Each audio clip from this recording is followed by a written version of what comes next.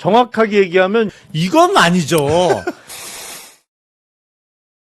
시청자 여러분 안녕하십니까. 이가혁 라이브 이가혁입니다. 특검법 개정안 여야 합의가 하루 만에 다시 번복되는 과정에서 민주당 내 잡음이 커지고 있습니다. 오늘 취임 100일 기자회견에서 이재명 대통령은 정부 조직법 개편과 내란 진실 규명을 어떻게 맞바꾸느냐며 합의 반대 뜻을 분명히 했습니다. 잠시 후 자세히 짚어보겠습니다. 통일교 불법 정치자금 의혹의 당사자 국민의힘 권성동 의원의 체포동의안이 가결됐습니다. 권 의원을 뺀 나머지 국민의힘 의원들은 표결에 불참했습니다. 오늘 전해드릴 정치권 소식이 많습니다. 네 분의 해설위원 소개해드리고 백다 앵커의 브리핑으로 첫 번째 주제 보겠습니다.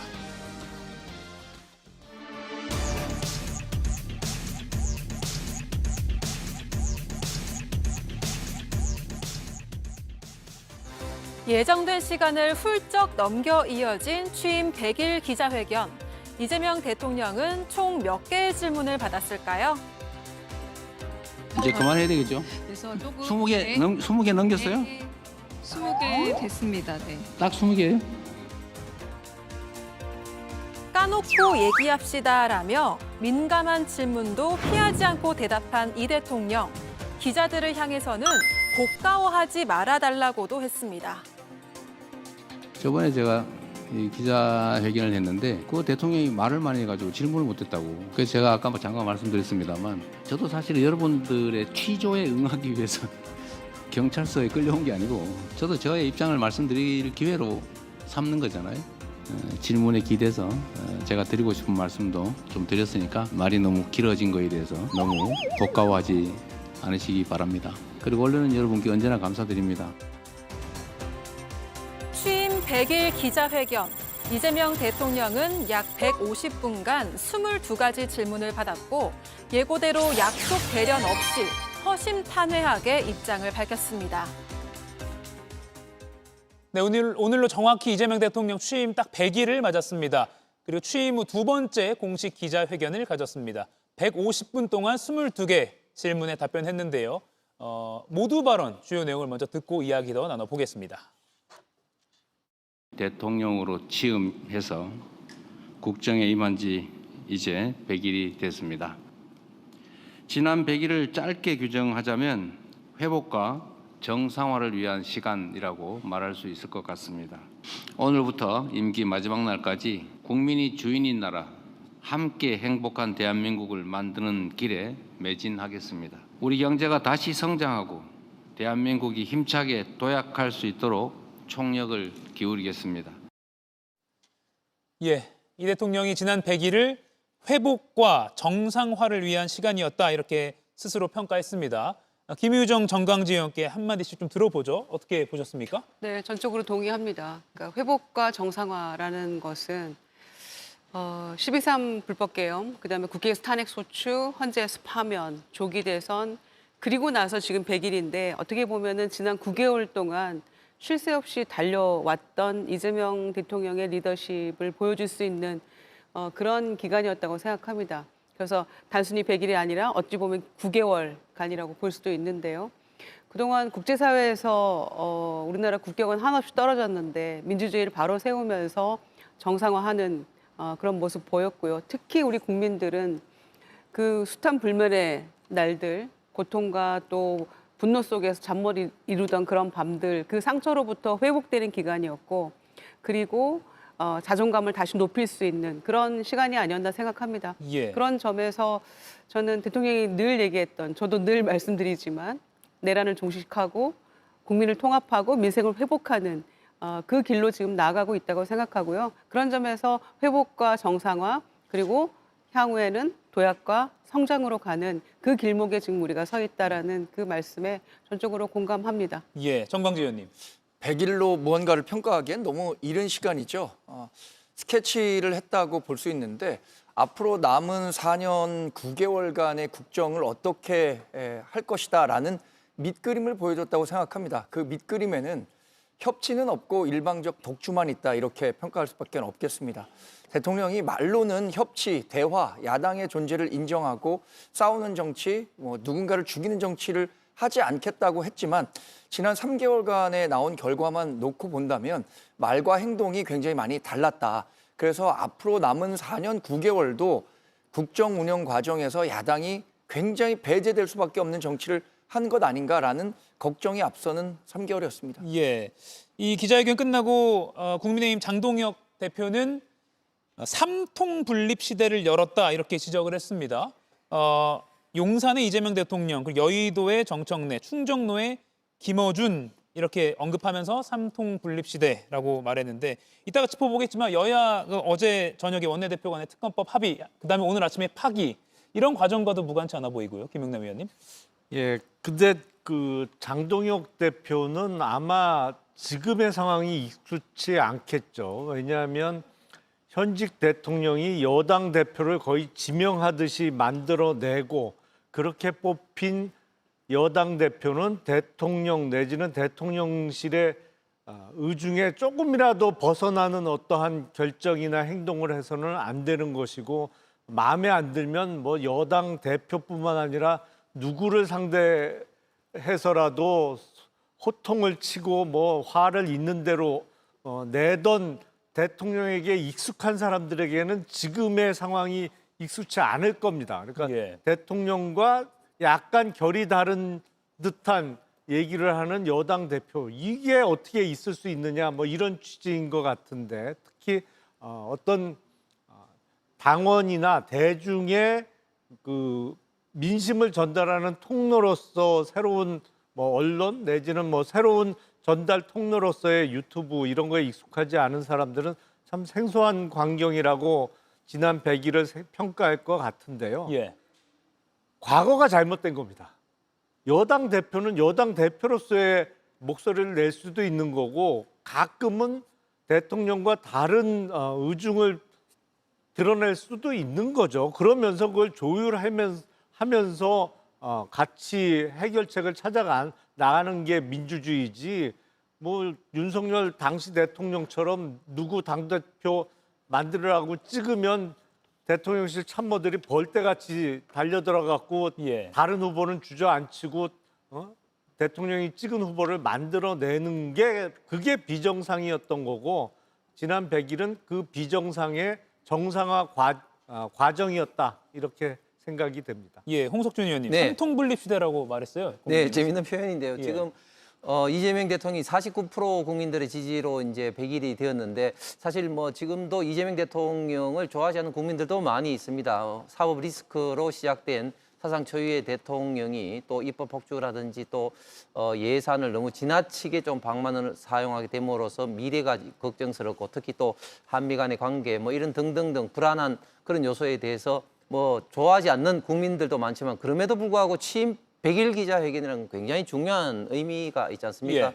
그런데 하필 이 오늘 같이 중요한 기자회견 날에 가장 또 중요한 또 뉴스가 뭐였느냐? 결국은 어제 저녁 늦게 양당 원내대표 간에 합의된 이 내란 특검법 관련된 이 합의안이 정청래 대표가 오늘 새벽에 이게 이 원내 지도부가 이 당 지도부의 생각과 다르다 이렇게 해서 합의를 파기한 것이란 말이죠. 그래서 저는 지금 정청래 대표가 지난번 이제 월요일 날 이제 3자가 모여서 화기애애한 분위기를 도출했는데 그 다음 날 이제 대표 연설에서 완전히 강하게 함으로써 그런 어떤 화기애애한 분위기를 찬물을 확 끼얹을 것 같은 2탄으로 예. 오늘 정말 대통령에게는 중요한 100일 기자회견의 어떤 분위기에 찬물을 확 끼얹은 어떤 그런 어떤 결과를 이제 초래를 했기 때문에 예. 삼통 어떤 분립 시대다 뭐 이런 것들이 저는 많은 국민들에게 상당히 조금 와닿는 그런 표현이 아닐까 생각을 합니다. 예, 그 특검법 합의와 또 다시 결렬된 과정은 잠시 후에 좀 자세히 짚어보겠습니다. 지금 오늘 주요 키워드 정리를 해봤는데요.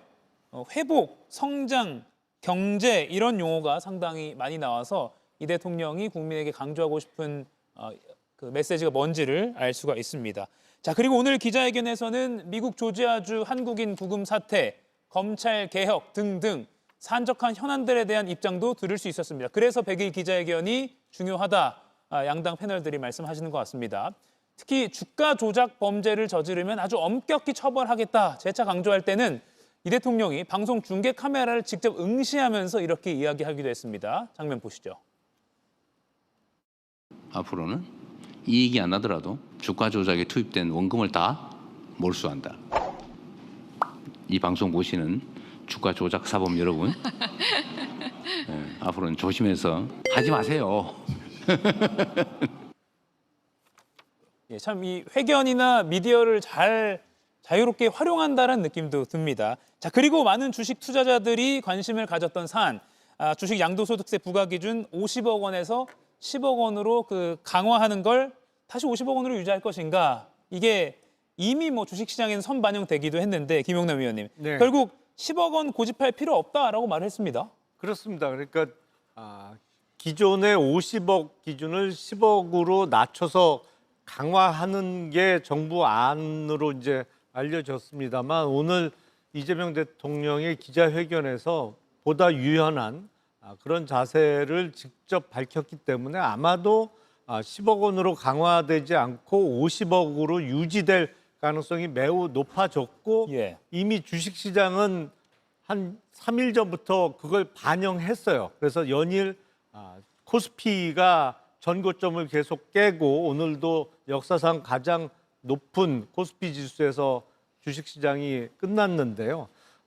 사실은 대주주 요건은 입법사항은 아닙니다. 예. 대통령령으로 그러니까 시행령으로 정할 수 있는 것이기 때문에 국회에서 아마 논의를 해서 그거를 반영은 하겠습니다만 대통령의 직접적인 의견 표명으로 아마도 뭐 거의 99%의 확률로 대주주 요건은 50억 유지가 결정되는 것으로 저는 생각이 됩니다. 예. 국회 논의에 맡기겠다라고 말은 했지만 이게 시행령으로 정할 수 있는 거기 때문에. 그렇죠.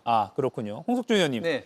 결국 이건 50억으로 유지다라고 시장이 이미 선반영하고 있지만 그렇게 봐도 되겠네요. 그렇죠. 예. 왜냐하면 그동안 시장 참가자들이 대주주 기준을 10억으로 낮춘 데서 대단히 반발이 많았습니다. 왜냐하면 양도세 기준에서 대주주 기준을 50억에서 10억으로 낮추게 되면 그 해당되는 대상자도 많을 뿐만 아니라 그리고 그 해당되는 대상자뿐만 아니라 이제 주식 전반적인 시장이 침체를 하기 때문에 일반 어떤 개미 투자가들조차도 여기에 대해서는 반대 여론이 굉장히 많았던 것이죠. 거기다가 또 굉장히 이제 주식 시장에서 가장 싫어하는 것이 결국 이제 불확실성 아니겠습니까? 그런데 계속해서 이 문제를 가지고 민주당과 이제 정부 간의 어떤 생각이 좀 다르고 했기 때문에 계속 이 문제가 이제 주식 시장에 굉장히 불확실성 어떤 요소였는데 저희 이제 국민의힘에서는 처음부터 계속해서 이제 50억을 10억으로 낮춰서는 안 된다고 강력하게 반대를 해 왔었는데 그나마 대통령이 50억으로 일단 확정을 짓는 어떤 분위기 같습니다. 예. 주식 시장에서 주목할 만한 발언들이 또 여러 나왔습니다. 자, 그리고 사실 오늘 이제 돌아오는 비행기를 이미 타고 하늘에 있을 때 이 기자회견이 열릴 거라고 대통령과 민주당은 생각했겠지만 조금 시간이 늦어졌습니다. 미국 조지아주에서 구금됐던 우리 근로자들 지금은 애틀란타 공항으로 버스를 타고 이동하고 있는 것으로 현지 취재에 따르면 전해지고 있죠. 늦어진 게 수갑 착용 없이 이송하는 것, 그게 우리 정부의 요구였고 미국 측에서는 원칙대로 일단 버스 타고 공항 갈 때까지는 차야 한다 이렇게 주장했다고 알려져 있습니다. 그러면서 이재명 대통령이 미국에 진출한 우리 기업들은 매우 당황스러운 상태일 것이다. 그리고 대미 직접 투자에 상당한 영향을 미칠 수도 있다라고 언급을 했습니다. 김유정 의원님, 이게 자연스럽게 기자 질문에 답변하는 과정이긴 했는데 어떻게 보면 미국에 직간접적으로 좀 경고를 하는 뉘앙스도 읽힙니다. 예, 상당히 단호한 그런 발언이었고 예. 또 경고성 발언이라고 저도 생각합니다. 예. 오늘 보니까 반기문 전 유엔 사무총장도 이거는 동맹에게 합당한 처사가 아니다 이거는 그리고 너무 화가 난다 이제 이런 표현을 했더라고요. 그러니까 전 유엔 사무총장이 보기에도 이건 아니다라는 생각을 뭐 강하게 한 거죠. 그리고 지금 트럼프 대통령의 경우에는 처음에는 ICE에서 뭐 할 일을 한 것뿐이다 이렇게 얘기했다가 나중에는 한미 관계 이상무 이러다가 어제는 뭐라고 얘기한 겁니까? 있으면 안 돼? 안 가면 안 돼? 이렇게 된 거잖아요. 그리고 우리 기술 좀 이전해주고 알려주고 하면 안 돼? 이렇게 했던 것인데 뭐 익히 변덕스러운 리더십에 대해서 우리가 알고 있지만 너무 과도하게 롤러코스터를 탔다라는 생각이고요.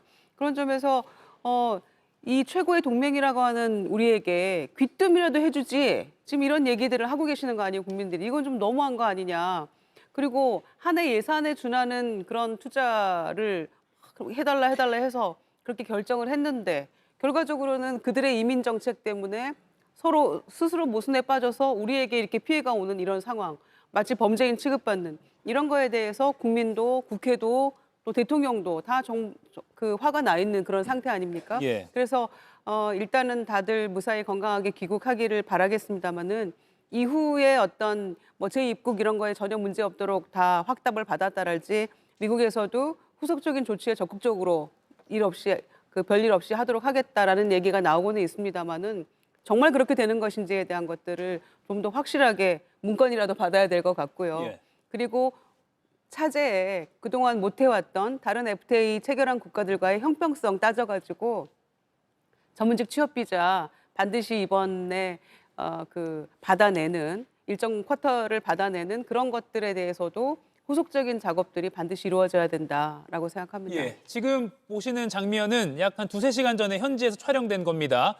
우리 구금됐던 근로자들이 이제 평상복으로 다시 갈아입고 애틀란타 공항으로 가기 위해서 버스에 올라타는 그런 모습입니다. 많이 고생을 하셨을 우리 국민들의 모습이 보입니다.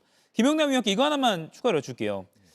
이 대통령이 한국과 미국의 문화 차이도 있는 것 같다라고 전제를 하면서 미국인들이 여행 비자로 우리나라 입국해서 불법으로 영어 강사하는 사례를 거론했습니다. 우리나라에서는 그럴 수 있다고 생각하는데 미국은 절대 안 된다고 생각하는 것 같다. 이렇게 좀 넘어가듯 말은 했거든요. 그런데 이걸 이제 온라인에서는 그럼 진짜로 영어 강사들 한번 다 조사해봐야 되는 거 아니야? 우리도 이렇게 좀 대응을 해야 되는 거 아니냐? 이렇게 나오거든요. 반응이요.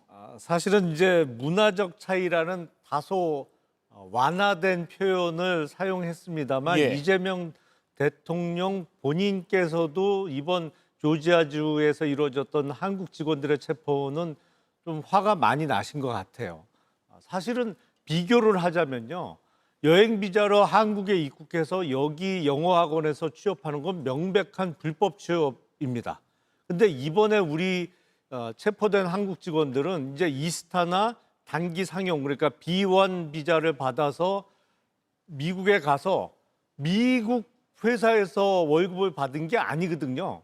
그러니까 월급은 한국 법인에서 받은 거예요. 그러니까 미국인이 한국에 와서 한국 영어 학원에서 월급을 받는 건 명백한 불법 취업이지만 특히 B1 비자는 거기 그러니까 한국에서 월급을 받으면서 미국 가서 현지 지도 정도는 할 수 있다고 충분히 해석할 여지가 있습니다. 예. 비자의 범위에 있어서. 근데 일괄적으로 다 체포를 해갔단 말이죠. 그러니까 이게 양국 어떤 나라 대 나라의 일은 항상 상호주의에 입각해서 모든 일이 처리가 되잖아요. 그래서 만일 뭐 그런 일은 절대 없어야 되겠습니다만 이번 조지아주에서 일어난 일 같은 게 또 재발한다면 그때는 정말 예를 들어서 여행 비자로 여기 한국 영어학원에서 월급 받고 있는 사람들은 아마 전수조사를 해볼 필요도 있겠죠. 예. 일종의 경고성 발언이 아니었나 싶습니다. 이것도 간접적으로는 이런 방안도 우리는 생각을 해볼 수 있다 정도의 이런 이슈가 있다는 걸 알고 있다 정도로는 좀 내비친 거라고도 볼 수 있겠네요. 예, 그렇습니다. 알겠습니다. 자, 그리고 마지막으로 네 분께 검찰개혁 관련한 이 대통령의 답변을 한 번 더 분석해보고 다음 이슈로 넘어가겠습니다. 이 대통령이 정부가 주도해서 전문가, 여야, 피해자, 검찰 의견을 듣고 문제를 제거해야 된다라고 했습니다. 정부 주도에 대한 말을 강조했는데 정강지 의원님. 예. 지난 7일에 고위 당정협의회에서 정청래 민주당 대표랑 우상호 정무수석이 충돌했다라는 취지의 중앙일보 보도가 있었고요. 물론 당사자들은 모두 부인을 하긴 했습니다. 근데 여기서 다시 한번 정부 주도를 이 대통령이 오늘 강조했거든요. 저는 결국에는 우상호 정무수석이 당정협의회 과정에서 예. 한 얘기에 힘을 실어줬다고 봅니다. 예. 당시에 나온 얘기가 그거잖아요. 여기에 계신 분들보다 제가 먼저 정치했고 내가 대통령 이름 팔아서 이런 이야기 할 사람 아니다. 이런 거 잘 알지 않냐? 라는 요지의 이야기를 했어요. 이재명 대통령도 결국에는 우상호 수석이 얘기하는 이야기에 힘을 실어줬다고 보는 것은 보안 수사권과 같은 민감한 문제들에 대해서 지금 당이 일방적으로 너무 빨리 나가려고 하는 것 같은데 예. 이것에 대한 부작용이 국민 전반으로 확산될 수 있다는 점을 우려하고 있다는 뜻을 이재명 대통령이 이야기한 것이라고 보고요. 전 그 방향이 맞다고 생각합니다. 거듭 말씀드리지만 속도보다 중요한 게 방향이라고 합니다. 검찰 개혁의 방향이 단 1도만 잘못된다고 하더라도 그것에 따른 파급 효과는 우리 국민 전반으로 미칠 수밖에 없는 것이거든요. 그래서 1년간의 유예 기간을 둔 것도 결국엔 이런 그 문제점들에 대한 인식을 갖고 있기 때문이라고 생각합니다.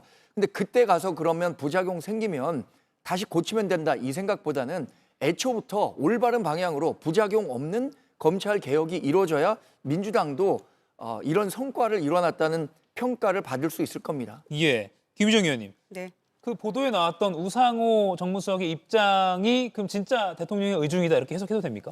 결국 그 말이 맞는 것 같습니다. 예. 그러니까 이게 내 뜻이겠냐라고 했던 말 안에는 여러 가지 함의가 담겨져 있는데 오늘 대통령 답변하신 내용을 보면 같은 얘기라고 저는 생각합니다.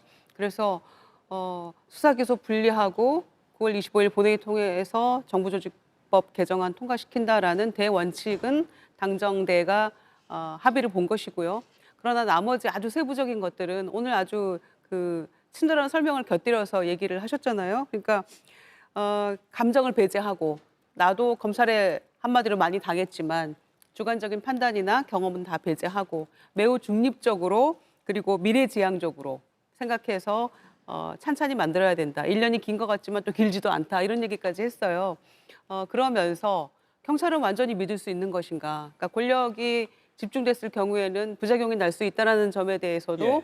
국민의 입장에서 찬찬히 생각해 봐야 된다라는 것이죠. 그런 점에서 국가수사기관의 어떤 완전 그 개혁, 완전한 변화 이런 거를 이야기하는데 굉장한 노력이 필요하고 또 국민의 입장에서 만약에 그 수사나 이런 데서 차질을 받거나 혹은 불이익을 받거나 그런 모든 경우의 수를 다 따져가면서 살펴봐야 된다라는 그런 뜻이 담겨져 있기 때문에 저는 이거는 정부가 주도적으로 하고 당정대가 세부 사항은 논의해가면서 한다라고 했던 한정혜 정책위 의장의 그 발표 내용이 예. 뭐 그게 맞는 거라고 생각합니다. 그리고 또 보안 수사권 관련해서는 구더기 싫다고 장독 없애면 되겠나라고 하면서 보안 수사권 완전 폐지에 대해서는 신중하게 검토해야 된다라는 취지로 발언했고요. 또 검사는 수사, 보안 수사는 관심도 갖지 말라고 하는데 그걸 다 경찰에 갖다 놓으면 어떻게 되느냐라고도 답변을 했습니다.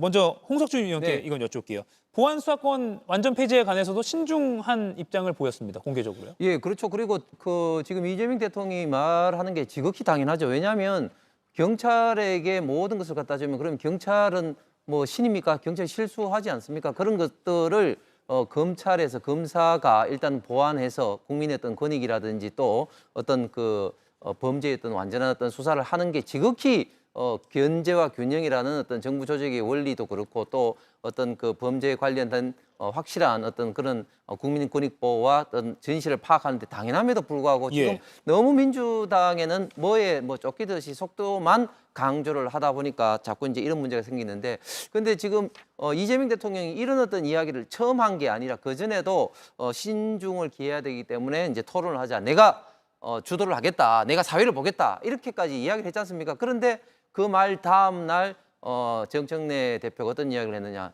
개혁은 속도가 중요하다면 정강스크처럼 해쳐야 된다. 이런 식으로 대통령의 말을 무시하는 그런 어떤 행동을 했는데 오늘도 마찬가지입니다. 구더기가 있더라도 최대한 막아가면서 예. 이제 간장은 먹어야 된다. 그런 어떤 이야기를 통해서 강하게 정부가 주도를 하고 보안 수사라든지 이런 것들을 해야 된다. 뭐 이런 식으로 이제 이야기를 했는데 과연 민주당의 정청래 대표가 여기에 대해서 과연 동의를 할지 이런 것을 한번 좀 지켜봐야 될 것 같습니다. 김영래 의원님, 아무튼 그 정청래 대표와의 입장차가 좀 오늘 보인 것 같아요.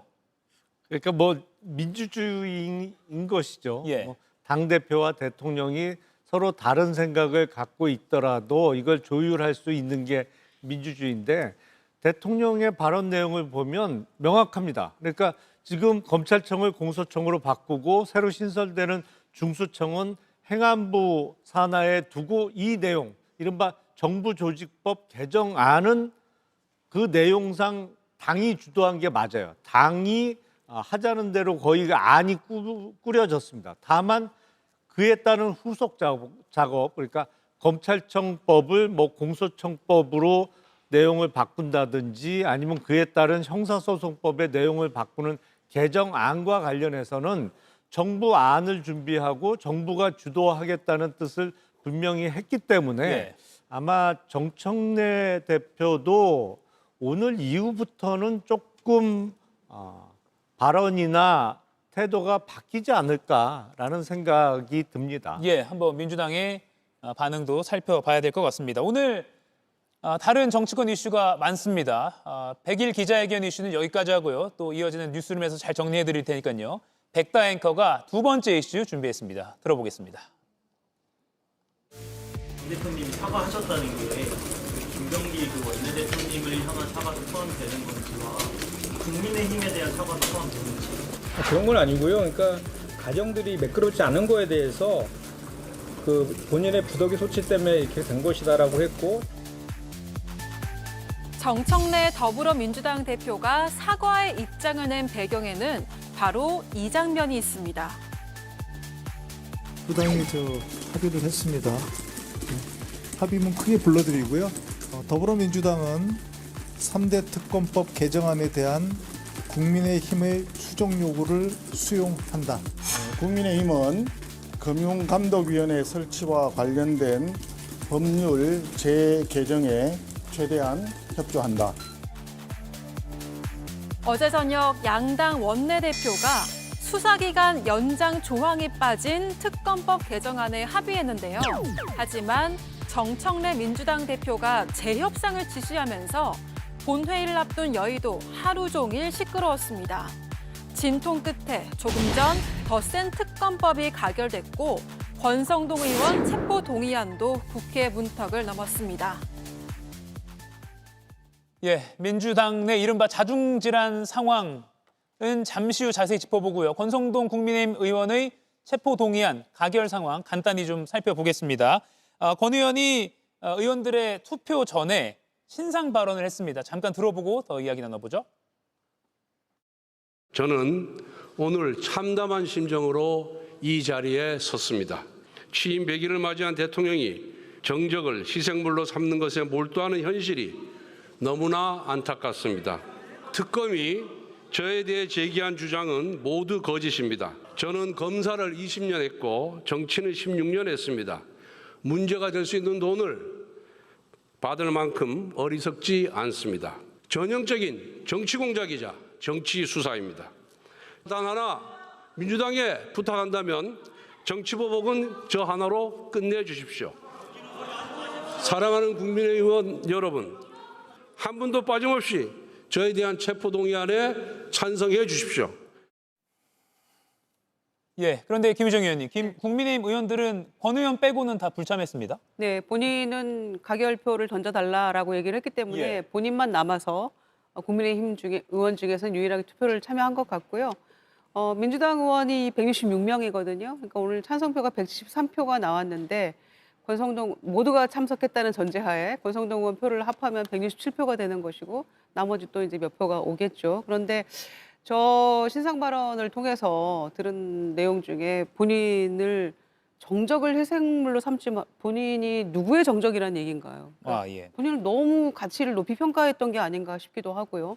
이게 왜 정치 보복인지 우리가 정말 무수한 날 무수하게 그 증거들에 대해서 여기서 논의도 하고 토론하고 했었는데 그건 어떻게 깡그리 무시하고 저렇게 말할 수 있는지, 문제가 될 돈은 받지 않았다, 문제가 되지 않을 것 같은 돈은 받았다는 이야기인지, 종교단체에서 준 거니까 괜찮다고 생각했던 건 아닌지, 여러 가지 추측과 추리해 볼 수 있는 이야기들이 이 신상 발언 안에 저는 담겨 있다고 생각을 합니다. 예, 반대가 한 표 나왔는데 권성동 의원은 본인이 가를 써서, 그러니까 찬성을 써서 넣는 게 언론에 포착됐거든요. 그래서 반대가 누굴까? 아마 개혁신당 쪽에서 나온 거 아닌가? 뭐 이런 언론의 추측도 나오고 있습니다. 홍석준 위원님. 네. 의총에서요, 권 의원이 나와의 의리 생각 말라라고 했다는 단독 보도도 있었어요. 네. 의총 분위기가 어땠답니까? 예, 일단 그 굉장히 지금 참담한 분위기죠. 예. 그리고 지금 내란 특검위에서 권성동 의원뿐만 아니라 많은 의원들이 지금 이제 압수수색이라든지 지금 조사를 받고 있는 상황 아니겠습니까? 그런데 권성동 의원이 갖고 있는 여러 가지 당내의 어떤 정치적인 무게감이라든지 그런 거를 생각하면 굉장히 당내 분위기가 무거울 수밖에 없고 그럼에도 불구하고 참 권성동 의원이 저는 뭐 그 참 의미 있다고 생각하는 게 본인이 이제 의리를 생각해서 반대 표를 던지지 마라 뭐 그런 식으로 이제 이야기한 것이 그동안 국민의힘에서는 불체포 특권에 기대해서 이제 숨지 않겠다 이런 것을 이제 당론으로 정했고 많은 의원들이 여기에 대해서 이제 그 서명도 한 어떤 그런 것들을 다시 한번 상기도 시켰습니다. 그렇게 이제 당당하게 수사에 임하겠다는 그런 어떤 이야기를 의총에서도 했는데 사실 근데 같은 동료 의원으로서 또 찬성표를 던지기가 그렇게 쉽지는 않습니다. 그렇기 때문에 퇴장하는 걸로 그런 예. 식으로 이제 했지만 권성동 의원은 홀로 남아서 본인의 표에 이제 찬성표를 던졌다. 그만큼 당당하게 수사에 응하면서도 본인이 이때까지 불체포 특권에 기대지 않겠다는 것을 약속을 지킨 것 같습니다. 예, 이게 이제 국회 절차상 법무부 장관이 체포 동의안 요구 취지를 의원들에게 설명을 합니다. 이재명 당시 민주당 대표 때 한동훈 당시 법무부 장관이 굉장히 길게 그리고 약간 뭐 해석하기에는 공격적인 발언도 해서 논란이 되기도 했었는데 오늘 정성호 법무장관은 한 700자 남짓 굉장히 짧게 체포의 필요성을 설명하고 내려왔습니다. 정광지 의원님. 네. 이게 좀 짧게 한 이유 뭐라고 보세요? 정치 환경이 완전히 다르기 때문이죠. 예. 당시에 한동훈 법무부 장관이 불체포 특권과 관련해서 투표를 의뢰했을 때는 민주당이 다수 의석을 차지하고 있었습니다. 그래서 한동훈 전 대표로서는 가능한 한 왜 구속이 필요한지에 대한 상황을 소상히 설명해야 그 자리에 있는 민주당 의원들을 설득할 수 있고 더 나아가서 국민적 여론을 환기시켜서 이런 혐의가 이렇게 구체적으로 드러나는데도 민주당이 불체포 특권에 숨어서 이 수사를 제대로 받지 않는다? 이런 식의 메시지를 줬어야 한다고 생각합니다. 그래서 한동훈 전 대표의 그 설명이 굉장히 길었던 것이고 정성호 법무장관은 지금 어차피 정해진 결과잖아요. 우리 당 소속 의원들은 투표에 참여하지 않기로 했고 나머지 민주당과 범여권 의원들은 당연히 가결표를 던질 테니까 예. 이것에 대해서 그렇게 아주 구체적으로 설명하지 않더라도 권성동 의원에 대한 체포 동의안은 통과될 것이다. 이렇기 때문에 두 사람이 설명하는 뭐 방식이라든가 그 시간 이런 것들이 차이가 있었다고 저는 파악했습니다. 예, 김영남 의원님. 이제 영장 심사 날짜가 아마 법원이 공지를 하겠죠. 네. 어떻게 전망하십니까? 뭐 다음 주 초쯤 잡히지 않을까 싶은데요. 예. 뭐 그러니까 국회에서 체포 동의안을 통과시킨다는 의미는 이 사람을 구속시켜도 좋다라는 의미가 아니고 다만 영장 실질 심사라고 하는 법원의 영장 재판에 출석할 수 있도록 국회 회기 중에 동의를 해 주는 것이죠. 그래서 구속영장의 발부 여부는 전적으로 영장 재판을 담당하는 판사의 결정의 몫인데 제가 일전에도 한번 말씀을 드렸습니다만 부정한 자금 의혹과 관련해서 이 정도로 증거가 많이 나오기가 쉽지 않아요. 예. 그러니까 전달한 사람의 진술뿐만 아니라 뭐 전달하기 직전에 찍은 사진부터 시작해서 뭐 이번에 구속영장에도 그 증거의 요지가 자세하게 적혀 있습니다만 그래서 지금 영장재판 판사가 이거를 만약에 기각을 한다고 하면 어떤 사유를 댈 수 있을까? 범죄 혐의의 소명이 부족하다고 적기는 어려워 보여요. 그러면 도주나 증거인멸의 염려가 없다고 적는 수밖에 없는데 이게 그 보좌관을 통해서 그 조사를 받고 나오는 사람하고 통화를 시도했다가 그게 또 우연찮게 택배 기사와 예.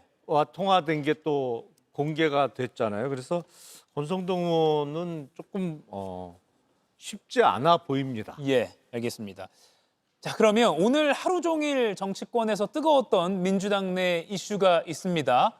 앞서 백다 앵커의 브리핑 때 영상 보신 것처럼 양당의 원내대표가 넥타이 색깔도 잘 맞춰서 원내대표실 앞에서 기자들 앞에서 합의라는 표현을 쓰면서 특검법 개정안에 대한 합의를 발표했습니다. 그런데 오늘 아침에 바로 재협상을 지시했다.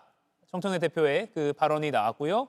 최종적으로 결렬됐다고 이른바 번복되는 상황이 벌어졌습니다. 이와 관련해서 또 오늘 오전에 공교롭게도 이재명 대통령이 취임 100일 기자회견에서 이렇게 관련 발언을 했는데요. 들어보고 이야기 더 나눠보겠습니다. 협치라고 하는 게 야합하고는 달라요. 내란 특검 연장을 안 하는 조건으로 정부 조직법을 통과시켜 주기로 했다고. 근데 그 이재명이 시킨 것 같다 이런 여론이 있더라고요. 몰랐어요, 실제로. 그리고 저는 그렇게 하길 바라지 않는다. 내란의 진실을 규명해서 그야말로 엄정하게 책임을 물어서 다시는 대한민국에서 내란이라고 하는 친위 군사 쿠데타든 그냥 군사 쿠데타든 이런 게 벌어지는 일은 결코 있어서는 안 된다. 라는 이 당위하고 어떻게 맞바꾸냐라는 게 제 생각이에요. 예, 김유정 의원님. 그러면 어제 협상은 잘못됐다, 동의하지 않는다라는 뜻을 분명하게 이재명 대통령은 밝혔네요. 그렇습니다. 그래서 예. 추가적으로 정부조직법 개정안이 바로 안 되면 뭐 좀 기다려서 패스트트랙 태워서 해도 되는 거 아니냐라는 얘기까지를 덧붙여서 설명을 했기 때문에 예. 대통령의 뜻은 확고하다고 볼 수 있겠죠. 자, 그러면 당은 도대체 어떻게 돌아가고 있는 것인가 궁금하지 않을 수 없어요. 저는 예. 어제 이게 합의가 됐다고 하길래 이게 합의가 가능한가? 라는 생각을 했지만 곧 이어서 든 생각은 9월 8일 날 대통령과 여야 대표 3자 회담 때 야당의 어떤 생각이나 이런 것들 다 경청하고 수용할 수 있는 걸 하겠다라는 취지의 얘기를 했기 때문에 예. 그런 점들을 다 감안해서 서로 주고받고 뭔가 합의에 이르렀나 보다라고 그냥 해석을 했어요. 네. 그런데 결과적으로 놓고 보니까 그것도 아니었던 것이고 그러면 이렇게 그냥 몇 시간 만에 뒤집혀 버렸는데 과연 원내 지도부에서 당대표하고 상의 없이 이런 일을 결정할 수 있을 것인가. 예. 그럴 만한 사안이 아니잖아요. 그러면 도대체 어떻게 된 것인가. 저는 좀 정확하게 진상이 규명이 돼야 된다고 생각을 하는데 무엇보다도 취임 100일 맞아서 당내 내부의 어떤 이런 갈등이 노정되는 것 자체가 저는 매우 유감이고요. 특히 경제도 어떤 시장의 불확실성이 문제를 키우는 것처럼 당 내에서 불과 취임 100일, 이제 석 달 좀 지난 것인데 이런 중차대한 문제를 가지고 갈등이 노정됐다는 것은 저는 좀 심각하게 봅니다. 예. 그런 점에서 오늘 뭐 의총에서도 그렇고 또 최고위에 또 불참하기도 하고 김병기 원내대표가 뭔가 문제가 있긴 있었던 것 같고요. 예. 그리고 또 정청래 대표가 또 부덕의 소치 뭐 사과도 했는데 김병기 원내대표는 일단 SNS로 다 물었다는 거 아닙니까? 정청래 대표, 추미애 법사위원장 그리고 김용민 법사위 간사에게 SNS로 보냈는데 이렇게 합의할 거다라는 거. 그랬는데 반대가 없었다. 그러면서 이제 또 본인의 이 격정을 토로를 격정적으로 했었던 것 같은데 그래서 저는 오고 가고 얘기는 할 수 있고 또 논의도 충분히 해야 되지만 예.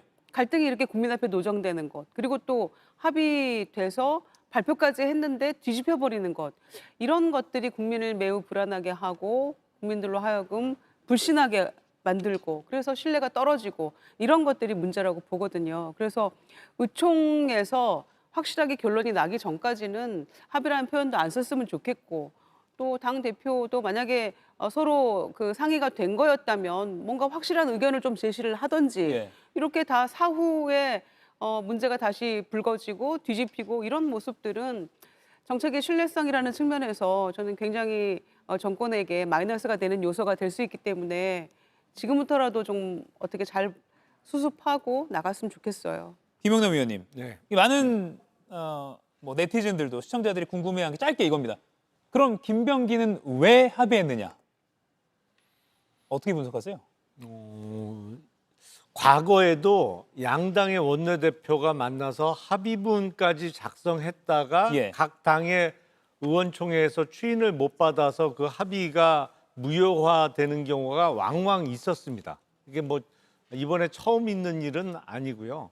다만 김병기 원내대표는 당 지도부 그러니까 정청래 대표를 비롯한 지도부와 상의하고 이제 다 알려주고 합의를 했다는 취지로 이야기를 하고 있어서 어떤 말이 맞는지는 좀 살펴봐야 되겠습니다만 김병기 원내대표는 며칠 전에 그 대통령실에서 대통령과 여야 대표가 만났잖아요. 그러면서 예.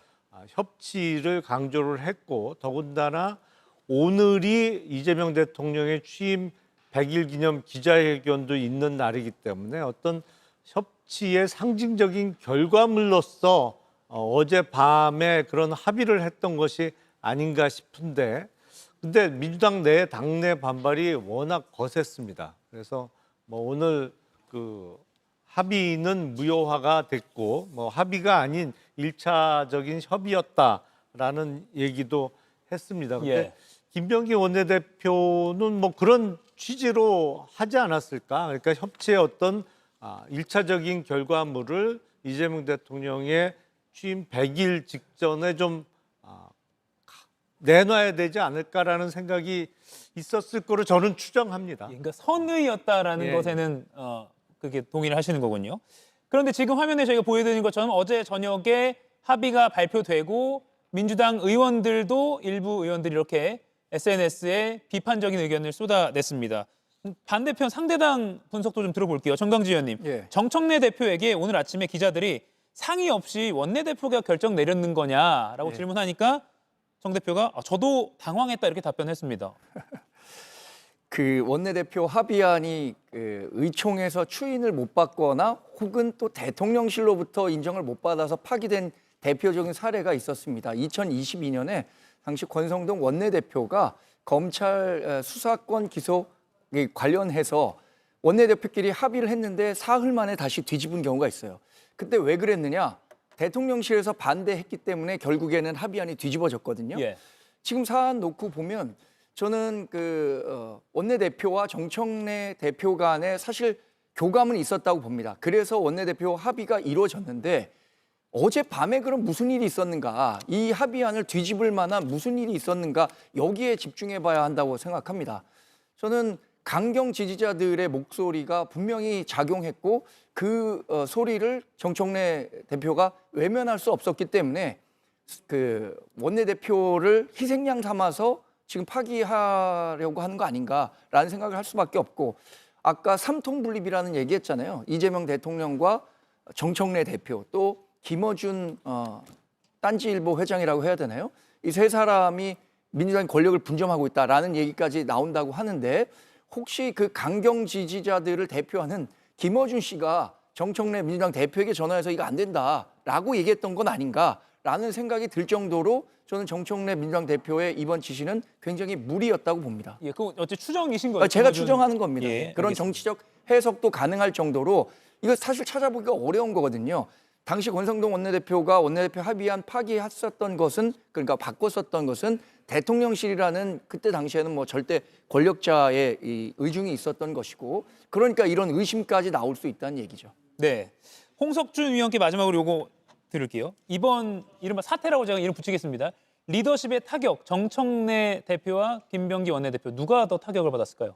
저는 일단 겉으로 드러난 건 김병기 원내대표가 굉장히 타격을 많이 받았죠. 왜냐하면 원내대표라는 자리는 당의 2인자이기다. 또 원내 관련된 것은 총괄 사령탑입니다. 사실은 당 지도부, 당 대표보다도 더 원내 역할에 있어서는 원내 대표가 할 어떤 권한입니다. 그런데도 불구하고 합의된 것을 지금 이렇게 뒤집히기 때문에 일단 겉으로는 김병기 원내대표가 뭐 더 타격이 오겠지만, 그럼에도 불구하고 당대표 정청래 그 의원의 타격도 저는 굉장히 크다고 보고, 제가 손은숙 의원하고 통화를 해보니까 어제 점심 직후부터 예. 7시 넘어서까지 그 김병기 원내대표당과 계속해서 협의를 했답니다. 예. 그렇게 되면서 계속해서 김병기 원내대표도 당연히 대통령실과 그리고 당 지도부하고 계속해서 교감을 주고받았죠. 원래 원내대표가 협상을 할 때 당연히 이제 대통령실 최소한 뭐 정무수석이라든지 또 당대표와는 당연히 교감을 주고받으면서 협상을 진행합니다. 뭐 그런데 합의를 하고 난 다음에 그 발표가 나니까 결국은 이제 강성 민주당 지지층에서 반발을 하니까 이것을 이제 정청래 대표가 이제 뒤집었고, 그리고 뒤집으면서도 나는 뭐 몰랐다는 식으로 나오고, 특히 오늘 그 대통령께서도 이재명 대통령도 기자회견하면서 나는 몰랐어 이렇게 이야기하는데, 저는 뭐 그것은 좀 좀 거짓말인 것 같고, 어쨌든 이번에 정청래 대표가 이걸 좀 뒤집음으로써 저는 어떻게 보면 좀 이재명 대통령한테도 굉장히 좀 심각한 타격이 갈 수밖에 없다. 왜? 월요일 날 이렇게 분위기 좋게 이렇게 이제 뭔가 좀 여야 협치의 어떤 그런 모드가 되고 만약에 됐으면 이 결과물이 상당히 이제 구체적으로 나왔다는 그런 인식을 갈 수밖에 없는데 이것이 이제 합의를 봤는데 이걸 뒤집었으니까 결국은 이제 강성지청에 끌려가는 이런 어떤 모습이 나온 것은 예. 결국은 이재명 대통령에게도 특히 또 정청래 대표에게도 저는 크게 보면 좋지 않다고 봅니다. 예. 근데 방금 말씀하신 짧게요. 아마 대통령도 알았을 거라는 거는 정말 그 추측일 뿐만 아니라 아닌 경우가 많았습니다. 이제 대표적으로 양당의 원내대표가 합의했다가 뭐 크게 난리가 난 게 박근혜 정부 시절에 당시 유승민 원내대표가 대통령령에 대해서 국회 일종의 심의권을 부여하는 안을 야당과 합의했다가 전국적으로는 원내대표직에서 물러나는 사태까지 번졌는데 그 합의 발표할 때까지 청와대에서 대통령실에서 전혀 몰랐거든요. 원내대표가 협상하면서 뭐 항상 대통령실에게 연락해서 어떤 허락을 득하고 합의하는 건 절대 아닙니다. 그거는. 알겠습니다. 지금 민주당에서 계속 또 이야기를 나오고 있기 때문에 이건 지금은 추정과 추측으로 저희가 좀 토론할 수밖에 없는 상황이라 조금 더 이야기가 나오면 정확한 또 상황 판단이 가능할 것 같습니다. 오늘 다룰 내용이 많습니다. 하나 더 준비했습니다. 백다 앵커가 브리핑으로 전해드립니다. 윤석열 전 대통령이 재임 시절 지각 출근을 감추려고 비밀 통로를 만들었다는 정황이 더 나왔습니다.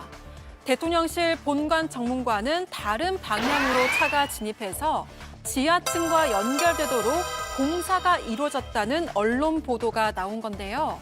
사실 윤 전 대통령의 지각 논란, 취임 직후부터 제기됐었죠. 시민의 불편이 심각하다고 하니까 이젠 아예 대통령이 매일 일부러 지각을 하는 거 아닌가 의심이 들 정도입니다. 9시 전에 출근도 안 합니다. 대통령의 업무는 24시간 중단되지 않습니다.